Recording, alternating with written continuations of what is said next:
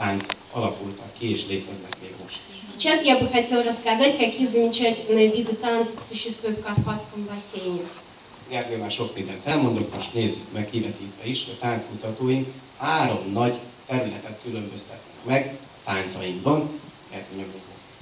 Сергей уже вам показывал Карпатский бассейн, а сейчас мы посмотрим, какие танцы. И можно выделить 3 большие группы. Вот вы на карте видите. Дунайский, Тисайский и Трансильванский.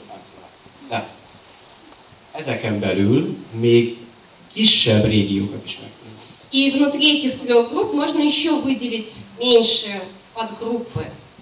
Itt van a dunai dialektus, amiről Gergő már beszélt az előbb. Ezt a tánckutatóink sok kis, apró, különböző területre határolják. Дунайский. Да, Дунайский. Здесь тоже можно выделить небольшие регионы в Дунайском регионе. Ezek a területek mind rendelkeznek a jellemző táncokkal, de egy picikét mégis mások. És láthatjuk, hogy nem nagy terület, mondjuk Dunántúl akkora, mint Udmurtföld, és ezen belül ez a sok kis terület nagyon-nagyon változatos tánctípusokat tartalmaz. И вот этот задунайский регион, он примерно как с территории Удмуртии, но все же вот в этих подрегионах танцы, они чем-то отличаются друг от друга. Да, и вот сейчас здесь... И вот видите, там перечислены подрегионы Дунайского региона.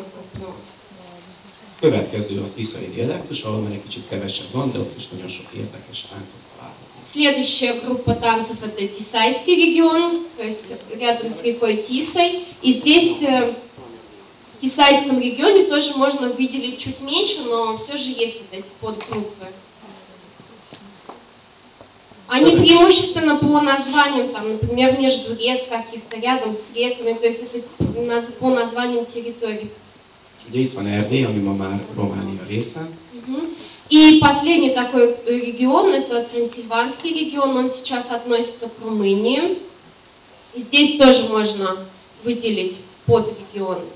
Nagyon érdekes terület, mert itt még megtalálhatók azok a táncok, amelyeket valamikor a középkorban táncoltak. И Трансильванский регион очень интересный, потому что здесь сохранились те танцы, которые когда-то танцевали на территории Венгрии в Средневековье.